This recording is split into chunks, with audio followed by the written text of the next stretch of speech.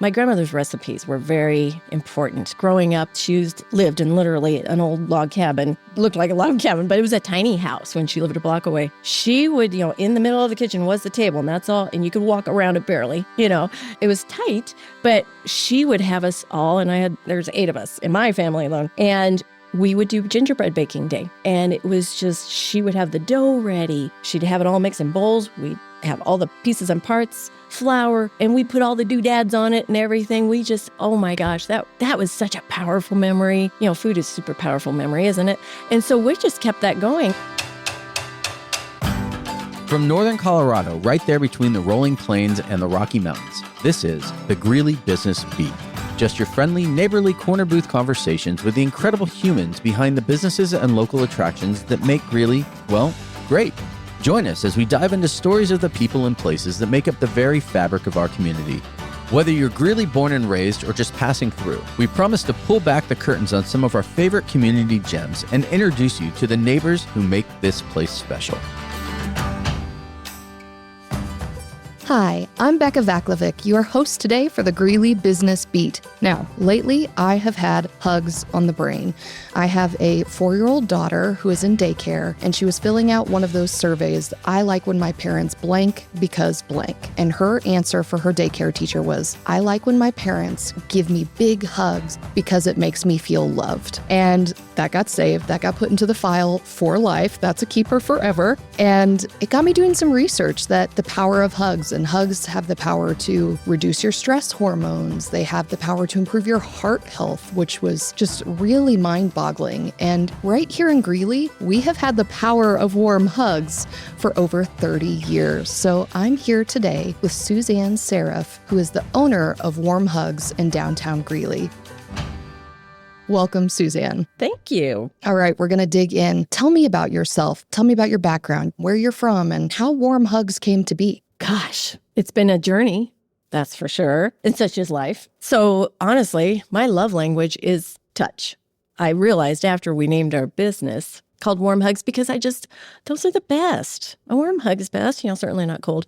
But it started way back when, and I was thinking, okay, we need to make a little Christmas cash. Mm-hmm. Had our first baby and thought, okay, need to make something to be able to get some gifts. And I was just thinking about what my favorite things, and I was inspired by someone and how my grandmother's recipes were very important. Growing up, oh my gosh, on the way home, she lived a block away from us. On the way home from school, a bucket of cookies.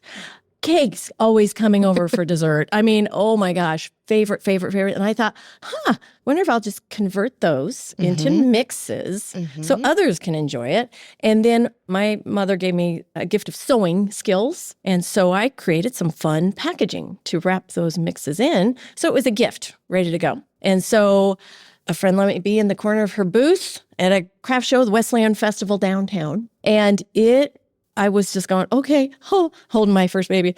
Will I sell anything? Oh my gosh. And by golly, by the end of the day, I ran home and said, honey, we need to make more. We sold out. And I didn't have samples. They just liked what they saw, but it was a fun gift. Maybe they were encouraging me. I don't know. But it was amazing. And from that point forward, we just kept going. And 15 years later, after craft show, growing in that, more craft shows, felt strongly it was time to go downtown. I thought, honey, I think we're supposed to go downtown and open a store. I don't know how to open a store, but I think we're supposed to. And so just going with that. And so that's how it has evolved. And so downtown 15 years in a storefront, tiny to begin with. And it's just slow baby steps the whole way. Tell me a little bit more about Warm Hugs. You sell the mixes and family recipes. Yes. What else? If someone comes into your store, what's the experience? Oh, kid, they come in. We have really unusual things, great products you can't find at big box stores. And that's the fun thing. As a small business, you can go in and say, oh, let's try this. That looks kind of cool, something different. And if it doesn't work, okay, you let it go. But sometimes it works, sometimes it doesn't. A lot of trial and error. But it's been fun because we have, fashion. Almost half the store is fashion. We've got gourmet. We have garden, wind spinners inside our store. It's just such an experience. There's candles. There's all kinds of unusual things. Most people come in and go, oh my gosh, I got all my shopping done for every person, men, women, child. Nice. Okay. So let's talk more about what you were saying about being a small business. You spent 15 years on the road before becoming a brick and mortar in Greeley. Why Greeley? Why do you feel like Greeley has been a mainstay for your business for over a decade now? Oh, gosh. Greeley is definitely a community. And that's what I love about Greeley. It's actually pretty unusual. I've talked to so many friends in retail across the country, and they say, in their community, dog eat dog. Oh my gosh, I can't help do with this other person right there. Got to be quiet. Just very to themselves. But in Greeley, it is so different. It's a cooperative community where, gosh, if new people come in and we're welcoming them, hey, how can I help you succeed? Can I put some bag stuffers in my bags and get you, for you and send them to your place? The community supports local. They get it. And that's because they know if small business goes, it's gone. And they just don't have that touch base in that community. It's relational. It's a very relational community. It was easy. It was an easy idea to do this. Let's talk about some of the things that aren't so easy. Tell me a story about some of the challenges you've faced as a small business owner in Greeley. Gosh, yeah, financial challenges, of course, because I didn't want to go into major debt. And so how do you do that? So you just work all hours, always. And that's what I'm still doing. But I have people to help too. But I think the challenges are not intensely major. It's just getting people to know you're there. We've been there, downtown for 15 years, but so many people, I've never heard of you. Okay, how many song and dances do we have to do, or what types of media do we hit? Avenues, we've done all kinds, and you still don't catch everybody, and that's okay. So I think those are the most challenges, is just getting the word out, and it takes time. Word of mouth is the best, and that's probably the best way for us too. But every way needs to happen. What's your favorite part about owning a small business? Gosh, I love what I do. It's easy to put in the hours because it's something I enjoy. What I love is the people. I have relationships with them. I get to know them. They get to know me, my family. They watch the kids grow up. It's been amazing. It's been amazing. So that's what I love. And it sounds like it's worked for multiple chapters of your life. You're talking about your early days when you've got a baby in arms, and now 30 years later, it still suits your lifestyle. Truly. I know this is what I'm supposed to do. And so when you figure it out and settle it, you'd be determined to stay with it. And you evolve, of course, but it's important. It's important to know, do what you love, which is great. And that was my goal. Yeah, I love that. Okay. Tell me, let's look back. We're going back to the early days of Warm Hugs. Let's look at your blooper reel. What are some things that have happened that you've gone, we tried it. It didn't work. We're not going to do it again, but it was good for the memories. Oh, boy. There's plenty every day, practically. We manufacture all our mixes by hand, one at a time, a spoonful, teaspoon. They're all scratched. And then we package them, too. And sometimes, quite rarely, but a recipe will get missed. And so people are great. They just call and say, I didn't get a recipe in there. Hardly happens, but it does. It's life. It's people. Yeah. People are involved. It's a little bit like the Great British Bake Off, the baking show, where the technical challenge, where they get only 3 instructions and their ingredients, and then it's like, figure it out. That is life. It is so life. But you just go, I think, go with your gut and see what happens. So tell me more about the mixes. I know in our office at the City of Greeley, there are favorites. Every year we do a white elephant on staff, and somebody always brings in Warm Hugs mixes. So what's your favorite recipe? What's the one that you still make at home that you go, this is grandma's, this is, Well, the funny thing is, we still make everything at home because my grandmothers are the sweet things. My husband makes amazing soups, and we converted his into mixes. And gosh, it's just like asking, who's your favorite child? I can't tell you which one. But the one thing is carrot cake. Oh, so moist and great. Gosh, there's so many. Creamy white chicken chili, number one. We still love it greatly. Tell me about your memories growing up in the kitchen with your grandmother, with your mother. I find that so interesting, this sort of matriarch line that has led to you owning your business in Greeley. And I think those are some of the most, going back to the idea of this warm hug, those are some of the most special generational memories of growing up and passing on food that is made with care. And love. Yeah. Big memory is at grandma's. She lived in literally an old log cabin. Looked like a log cabin, but it was a tiny house when she lived a block away. She would, in the middle of the kitchen was the table, and that's all. And you could walk around it barely, It was tight, but she would have us all, and there's 8 of us in my family alone. And we would do gingerbread baking day. And it was just, she would have the dough ready. She'd have it all mixed in bowls. We'd have all the pieces and parts, flour, and we put all the doodads on it and everything. We just, oh my gosh, that was such a powerful memory. Food is super powerful memory, isn't it? And so we just kept that going. Actually, when our first one was a baby, thought, hey, let's celebrate her birthday. And she was a December baby. Let's make gingerbread. So then that became a tradition in my family, invited my brothers and kids and, all these people. So that just kept going and going. The sewing, my mom always just was very creative in her sewing too. She could sew basics, but then she put a little detail on something. And those kinds of things just really, I had confidence I could sew, I could bake, I could do that. And when I was a little kid, I think it's funny because we were talking earlier about what you are when you're smaller or type of thing, what your giftings are, what you enjoy more when you're younger. And I don't know why, but I was in as a little kid. I just loved to give a gift. I loved giving a gift, and I'd usually make it.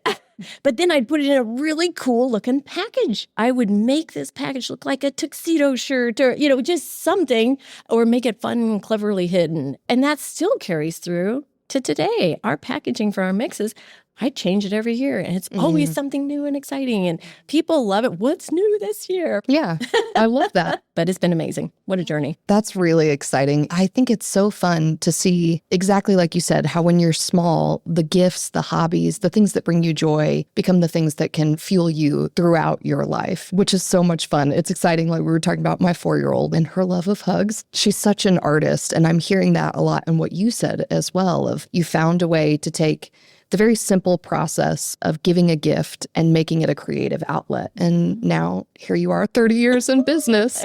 Yeah. Never imagined. Yeah. Never. How did your grandmother, and maybe you don't know, how did your grandmother find her love of baking? Are her recipes hand-me-downs, or was she an experimenter in the kitchen? No, she handed down recipes, which I'm grateful, because I am very much a recipe girl. I'm not one, okay, this sounds good. Let's throw this in here. And my husband The recipes don't change every year the way the packages do.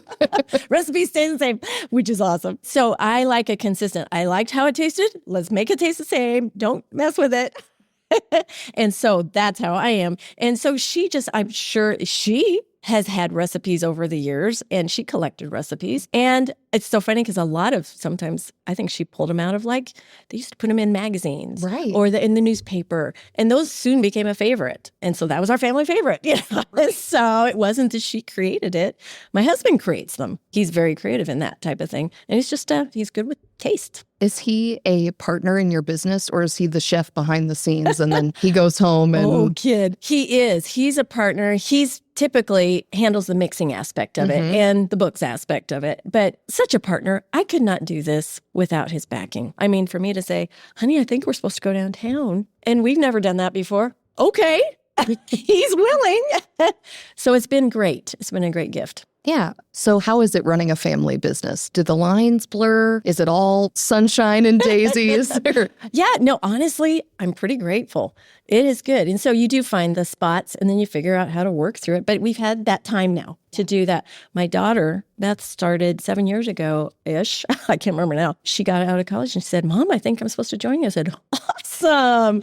Wow, that's great. And not knowing how it'd work, but knowing she had the capabilities. And so she has brought to the table an amazing gift for us, because I got us to this point, and having brought her in, brought us to the next level. And now we're kind of getting settled, and we know there's more. It's been amazing, but it's good. We work together well. Say more about that. What were some of the things that transitioned, that she brought into the business as a new voice? What has changed in the past 7 years since she hopped on board? It's interesting because, of course, she kind of she absolutely grew up with it, but she brought in the organizational element that we needed, processes and procedures put into place.